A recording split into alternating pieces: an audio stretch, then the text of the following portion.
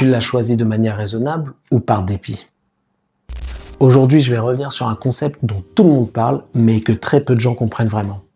L'amour de raison. Dans le précédent Love and Take, j'ai donné ma vision de l'amour de raison face à l'amour passionnel. Si tu veux voir la vidéo, c'est là ou ici, ou... bref, tu verras. Mais je voudrais pas que mes propos soient mal compris. L'amour de raison, le vrai, c'est quelque chose de beau. C'est un amour qui se construit avec le temps et qui a une base rationnelle du type les mêmes valeurs, des critères qui correspondent. C'est un vrai choix, quoi. Et ça fonctionne. Et c'est même magnifique. Enfin, à partir du moment où les critères sont bien définis et qui correspondent réellement. Ce que je veux dire, c'est que bien souvent, les gens se réclament de l'amour de raison, mais lorsqu'on creuse un peu, on se rend vite compte qu'ils ne se sont absolument pas choisis sur des critères bien spécifiques, mais plutôt sur une ou deux qualités banales. Tu sais de quoi je parle, hein. On connaît tous quelqu'un dans notre entourage qui s'est mis avec un tel ou un tel juste parce qu'il est gentil ou elle est bien éduquée. On est d'accord que c'est pas raisonnable de se donner à quelqu'un juste parce qu'il est gentil ou généreux. Alors attention, je ne dis pas que tout le monde est gentil, généreux, poli, bien éduqué. Ça reste tout de même des qualités admirables. Je dis simplement que ce ne sont pas des qualités assez rares et fortes pour qu'on puisse se donner corps et âme. Vous comprenez? La plupart de vos collègues, ils sont polis aussi. Ils vous disent bonjour, merci, au revoir. Bon, à part quelques brebis galeuses, bien sûr. Mais généralement, c'est pas rare, on est d'accord.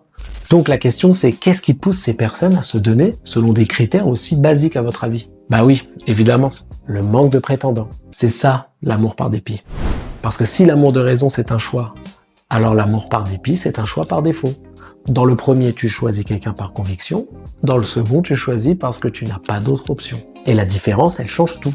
Alors oui, dans l'amour par dépit, la personne peut te correspondre finalement. Et ça peut même très bien se passer.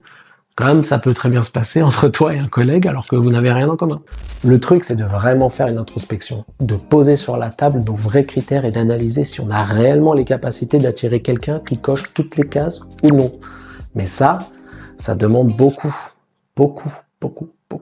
d'humilité. Mais alors pourquoi les gens se réclament d'un amour rationnel lorsque c'est un amour par dépit? Parce que ça leur donne le sentiment d'avoir choisi.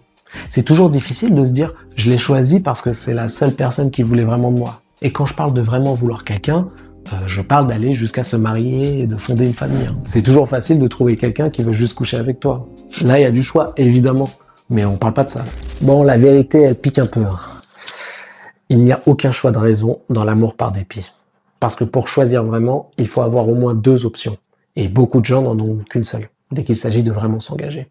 Et comme ils ont peur de regarder la vérité en face, la vérité c'est qu'ils ne plaisent peut-être pas autant qu'ils le pensent. Et pourtant, moi je trouve que l'amour par dépit, c'est pas si négatif. C'est pas tout le monde qui trouve quelqu'un prêt à s'engager. Alors oui, même s'il y a qu'une seule personne prête à le faire, c'est déjà beaucoup. Il y en a qui n'ont absolument personne. Et tu vois exactement de qui je parle.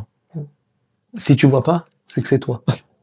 Bref, pour résumer, l'amour de raison, c'est le mécanisme qui mène au meilleur choix. Tandis que l'amour par dépit, c'est le mécanisme qui mène au moins pire. Mais ça nous dit quand même beaucoup sur les relations dans notre société. Que les gens ne sont que dans la façade et le paraître. Ils n'arrivent plus à se regarder en face dû aux injonctions de la société à être comme ci ou comme ça. Pause. Les injonctions de la société font que j'ai des cernes qui noircissent et qui s'agrandissent. Donc, comme d'hab, vous mettez un like, vous vous abonnez, vous commentez, vous boostez, ça fait toujours plaisir. On a tellement marchandisé l'amour qu'aujourd'hui, on n'ose même plus regarder la vérité en face, par peur de perdre de la valeur. Exemple simple, si j'avoue au monde entier que ma personne n'est pas assez attrayante pour ce que je recherche, alors les gens vont me dévaluer. Pas convaincu? Ok, plus simple encore. Si une personne prétend pouvoir acheter un tableau à plus de 100 000 euros, mais qu'en réalité, elle ne peut même pas s'offrir un tableau à moins de 100 euros, qu'allez-vous penser d'elle? Vous voyez? Vous venez de la dévaluer. Là, vous êtes en train de vous dire, cette personne ment. Elle prétend être ce qu'elle n'est pas. Et là, ça marche exactement de la même manière avec l'amour de raison et l'amour par dépit. Tu comprends maintenant pourquoi je suis pour l'amour passionnel. Ça explose toutes ces injonctions. J'avais raison depuis le début. Je vous le dis, mais vous écoutez pas. C'est vous le problème, pas moi. Ils sont fous. Bref, comment reconnaître l'amour par dépit? Parce qu'il y a des couples pour qui ça fonctionne très bien comme ça. C'est juste pas de l'amour. C'est un compromis. Et c'est ok. Ne commencez pas à m'agresser. Je dis que c'était ok. Mais si on veut être honnête avec soi-même, il manque toujours un truc.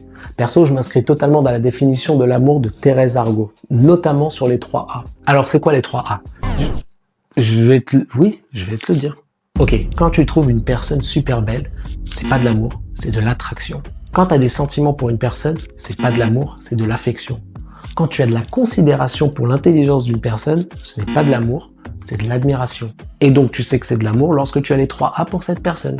Attraction, admiration et affection. Donc pour répondre à la question, dans l'amour par dépit, il manquera toujours un A. Parfois même les 3. Conclusion. L'amour de raison, c'est beau. Trouver la personne qui correspond à tes critères physiques et mentaux, c'est pas donné à tout le monde. Mais c'est justement parce que c'est beau que je ne veux pas qu'on l'associe par lâcheté à l'amour par dépit, qui lui vous empêche de regarder la vérité en face. Mais bon, si cette vérité est trop dure, dites-vous qu'il y a du beau, même dans l'amour par dépit. Parce que c'est toujours beau de trouver un partenaire qui accepte de faire ce long chemin avec vous.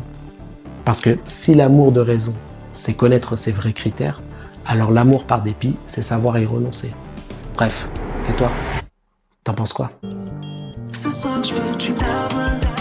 Ce soir je veux que tu commentes.